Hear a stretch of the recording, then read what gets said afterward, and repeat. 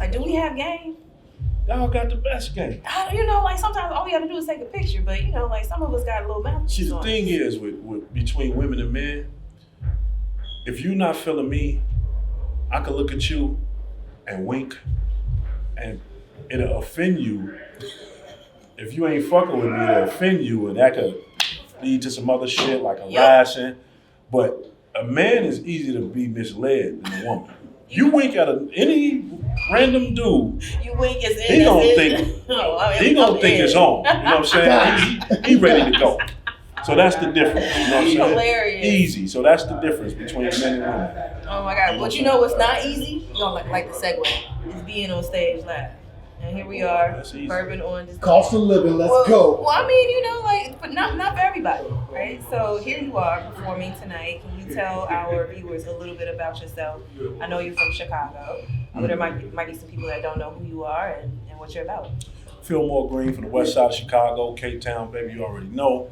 No West Siders. Better believe it. Where you from? I'm from the South Side. I mean, my daughter did go to Westinghouse, so that kind of. You ever dated the West Side guy? I did. But he wouldn't let me know where he lived though. So y'all wasn't dating? Well, yeah, you wouldn't date. Yeah. No, he was knocking it down. Yeah, like we went out to. He was knocking it down. No, we didn't. This was the dude that had the girlfriend and was like, I can't sleep with you in my own bed. That's disrespectful. Yeah. West Side. But y'all did sleep in another bed. No, we didn't. Okay, Peanut Gallery. We'll fix this in post. So you're from the West Side. From the West Side, I've been doing this for a minute, man. It's just, honing my skills for years. Yeah. Been around the block, man, working with music, traveling. I got the opportunity and the blessings to travel this country. We about to take on the world, man. But it's just a blessing. We got Cost of Living out right now. Mm-hmm. Entirely produced by Apollo Brown. Okay. The legendary one. You know what I mean? Congratulations. Thank you. And we just taking it a day at a time, man. We about to go out here and grace the stage in front of the people. Mm-hmm. First time we doing a lot of these records together. We gonna have a good time, What's your favorite track on the album? Well, I'm gonna go to. It changes. You know what I'm saying? It changes. I feel that. Right now, it's hitting blocks. Okay. It's hitting blocks right now. Because the weather about to change, and I feel that shit. You get a 50-degree. Feel summertime coming on. 50-degree weather. You throw that shit on. You know what I'm saying? you get to doing it. Lakeshore Drive. Yeah, oh my God, yeah. 63rd is about to be popping. Hitting blocks is it right now. Hitting blocks. But one of my favorite records I've ever written of all time. To me, my top 5. Free is in one of those. Okay. So Free is one of those records. I really dug deep on the whole album. But right now, if I had to give it it's Hidden Blocks. Okay. What's your process of writing? Is this like lengthy? Do you kind of come back to songs? Do you sit down and you kind of like thug it out? Like how do you get the words down? I don't force shit. If I feel like I gotta force it, I put the pen down. Sometimes a verse, I got a joint I'm working on right now. I've been working on it for 4 months. I add to it and I try to go consistently, and I wouldn't be able to do it. So I put it down, don't listen to it, and when I'm ready to go back to it, I go back to it and fuck with it. It's been records it took me 6 months to write. You can't take an artist, like say you in the room with Basquiat, right? He working on the illest shit ever. You're not gonna stand over his shoulder and tell him, hey, hurry up. You know what I mean? Finish. He gonna take his time, he gonna craft it until he feel he done. Until it feels like this is finished. So I don't, my processes, they differ. And sometimes I knock shit out quick. Mm-hmm. Sometimes it take forever, depending on what I want to say. I'm a researcher. Okay. So I might research some shit. I might go on a binge, and now I'm typing in shit that I just learned from that research process. I might put it in raps. Kind of like going down following the rappers put shit in raps all the time, and that's what we do. So that's what I do. It takes time. I treat it like real art. Well, I mean, it is real art. It is. Art. So that's my approach. I don't force it. Okay. How would you describe your style? I feel like Chicago music, like people can hear like, oh, like he's from Chicago. Yeah. Like, do you have any local influences, and how would you describe your flow? Well, they're not local. Of course, the local influences you like. Yeah, like, and it doesn't even have to be music, right? Like, because this culture is like super, super broad. No, I listen to a wide range of music. You know what I'm saying? Okay. A very wide range of music, to the point to where as though it could come from anywhere. You know, I could like, great example. When I was recording Cost of Living, I was in a crazy space, and I got motivation when we were in Detroit. I was in an Airbnb. No, I was in the studio. The first night in the studio, and that's the night like Steph Curry went for like 41 points in a must-win game. TD Garden, one of the most one of the toughest places to play in all of sports. Soccer, baseball, TD Garden, the Boston Celtics home stadium is the toughest place to play in all of sports. He would have went down 3-1 in that series, would have cost him a championship, his legacy. So therefore, he had to win that game, and he took the intestinal fortitude to go in there and win that game on the road. So I got inspiration from that. Then we went back in the lab. We started knocking out other joints. So seeing him do that inspired me to go that extra step in the studio. Right. So that was it could come from anywhere. Inspiration can come from anywhere. You might say something right now that might spark a record. Just sticks. You know what I'm saying? Yep, and it might stick with me. So yeah, that's the process. It's no go-to plan. You know. So with that, how has being raised in this city inspired you as a writer and performer? What's Chicago's fingerprint on you? Chicago's the pulse. You know what I mean? From the food to the people to the ignorant people to the polite people. It's just the city. Yeah, just the whole city of Chicago. From the black guy in the neighborhood with the Mad Dog 2020 to the heavy white guy with the big belly that eat Italian beefs and Chicago style hot dogs and just gonna curse you out on GP. It's just the city, man. I just love this city. It's something, you know. Apollo just he just gave us the pizza.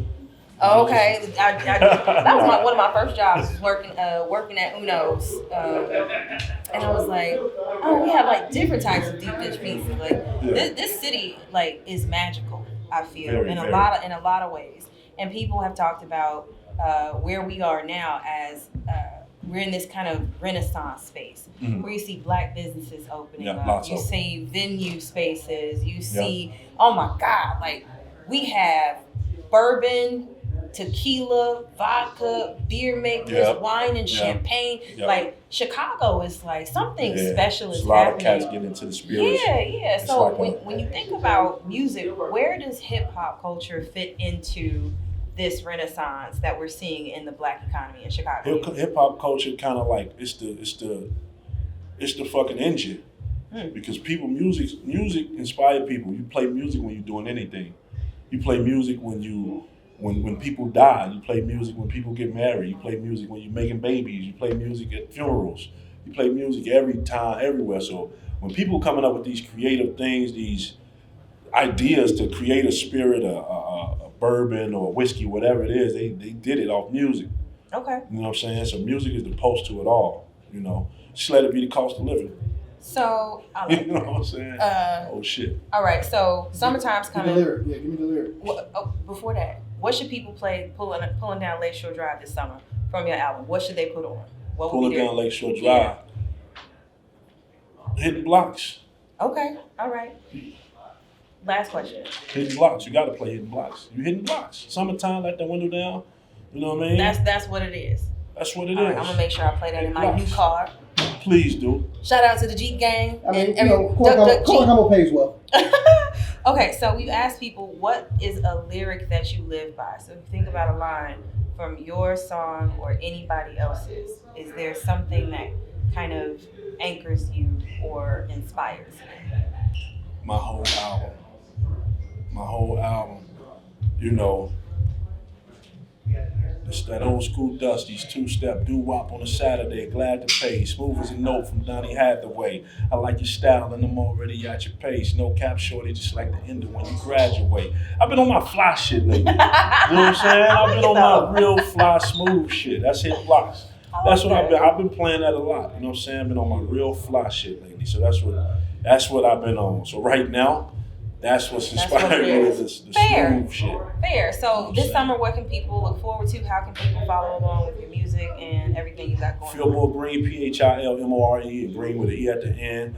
Gold stream, cost of living on all streaming platforms right now. It's there. Philmoore Green, Paulo Brown, Philmoore Green, however you want to say it. The music plays the same. Cost of living on all streaming platforms right now. Be looking forward to more shows. And, you know, all the promoters in the cities that you might be watching this, reach out, you know. Book us. We're going to come turn that joint up. All right. And with that, I'm your girl Mila. This is Corner Convo. Yo, the #1 podcast in Chicago. Because I said so, the Corner Convo. I've been on here now twice, and I plan to be on here a couple more times. Hey. You know, what you in for? Hey, I love it. I love it. You know, you my guy. I thought I said something. No, you know you my guy. I thought I might have said Nah, something. you good right now. Anyway, Corner Convo. That's what it's all about. Paulo Brown, signing off. Peace. All right. So this is your girl Mila. We're here with Apollo. Tell the people a little bit about yourself. Let's see. I'm an old guy. Are you? No, I'm not. I mean, I guess it's all relative, but producer from Detroit, representing Detroit. I've been in the game for a while. I pride myself on consistency and reliability Okay. when it comes to music. I like to give the people what they want and give the people what they didn't think they needed. Okay. And that's just pure, unadulterated, beautiful hip hop. So you're here with Philmoore, and Absolutely. he talked a little bit about the project. How did you get involved? How did you all connect? You know, I've known about him for a little while, and he worked with a friend of mine, Rashid Hadi. Okay. I've known Hadi for about 15 years, and I'm good with anybody that Hadi co-signs. So, you know, I saw their projects. I checked them out. I was like, yo, this dude's nice. Obviously, Hadi's nice, and they just clicked. It was beautiful. Okay. And me and Hadi, we're like in that same vein when it comes to music. Okay. So I knew that working with Philmoore would be an easy task. He came through on tour. He came on tour with Sky Zoo actually, and I hit him up. I was like, "Yo, man, I'm a fan, bro. I'm a fan." And just like anybody, I don't work with anybody I'm not a fan of. Okay. So, you know, I told him I was a fan. I was like, "Yo, we need to work, man. We got to work." Not before I you know, kind of smoothed it over with Hadi and was like, "Yo, I'm not trying to poach your artist, man. Right. You know, it's cool if I do something with him." I was like, "Yeah, man, by all means, go do your thing." I told him we got to work on something. I didn't know if it was going to be a song or a feature or even an album. You just knew like this was. But we're like, gonna work. We're gonna Okay. work. Ended up being an album. We carved out, you know, time, and you know, I cleared my schedule. He cleared his, and I brought him out to Detroit. And we made this album. What's the difference between this album and ones you've made previously? Is there anything more special about it, or You know like what? you put on Each album has its own. They're all their own entity. Okay. You know what I'm saying? I don't compare any of the albums that I do. Each MC or each artist has their story.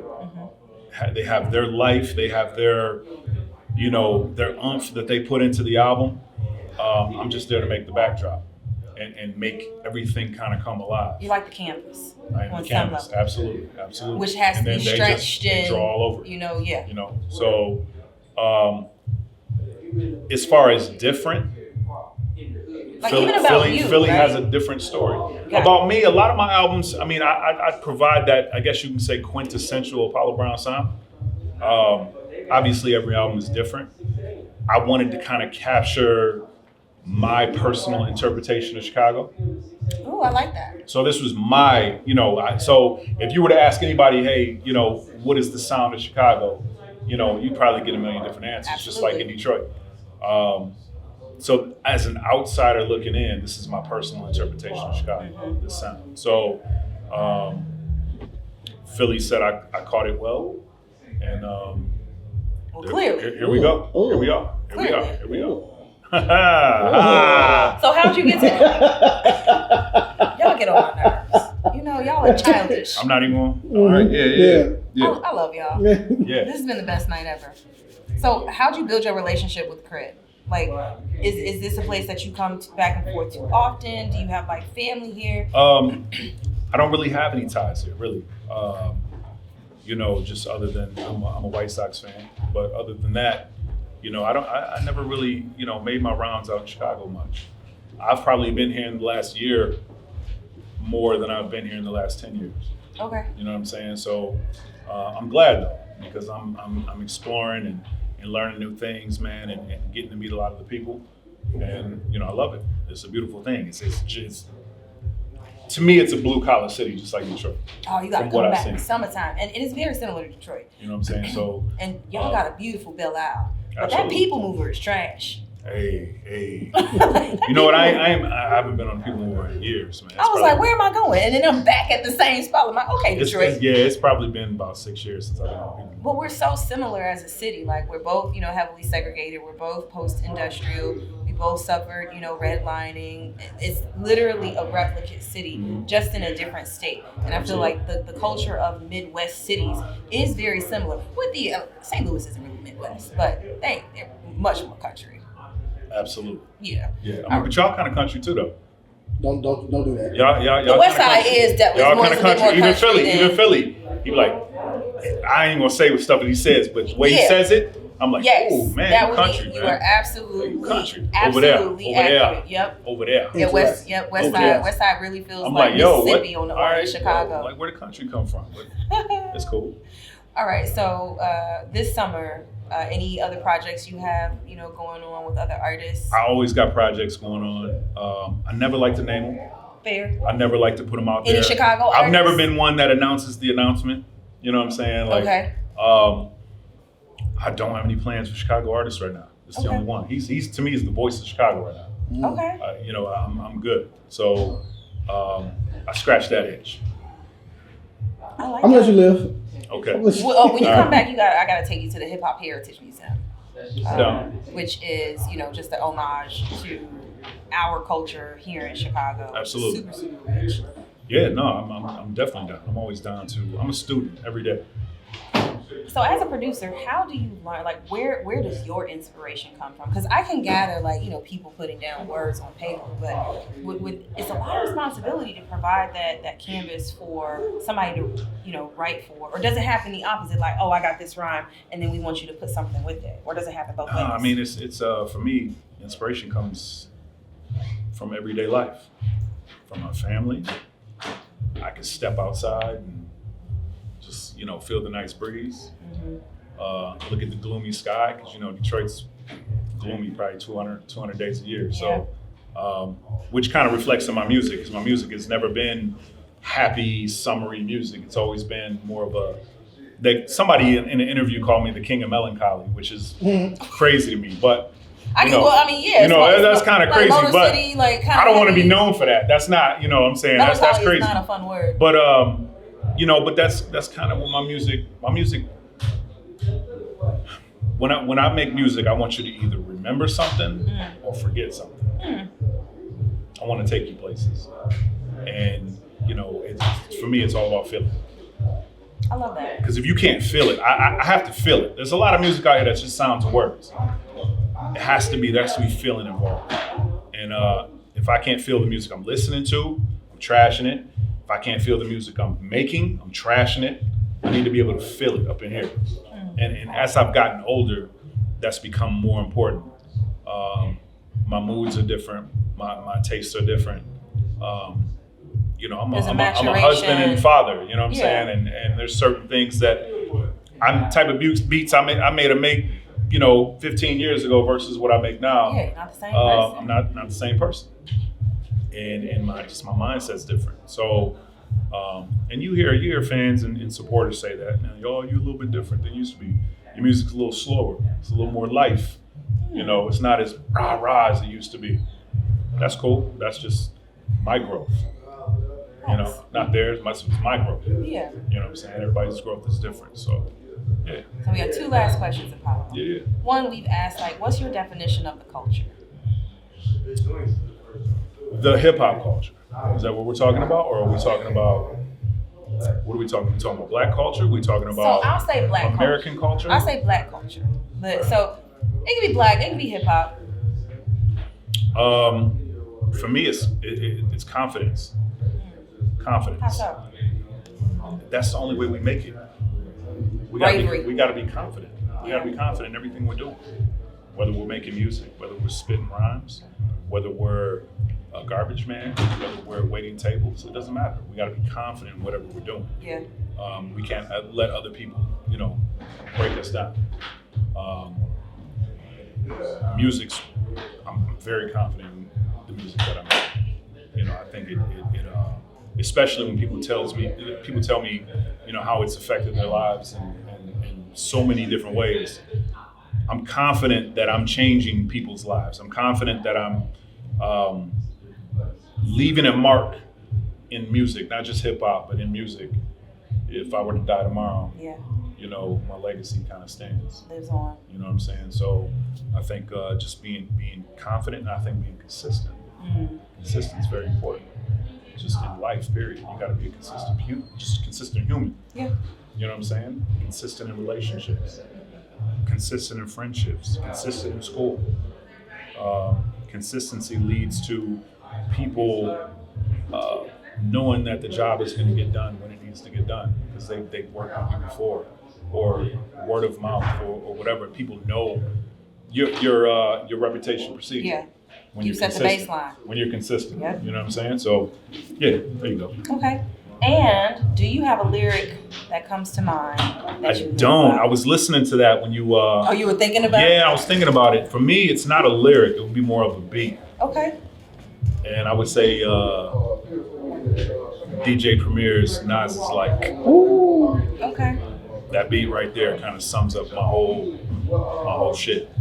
I think the one thing I love about that is that you gave yourself the opportunity to communicate in the best way that works for you. And that's what I wish that more of us would do. Like, we have 5 senses. Sometimes there are no words. It is a sound. Yeah, Sometimes there absolutely. is not a sound. It is a shape. It is a color. And we have to, kind of get used to listening and sharing with all of our senses. No doubt. And that's why No doubt. sometimes, like, I like to feel.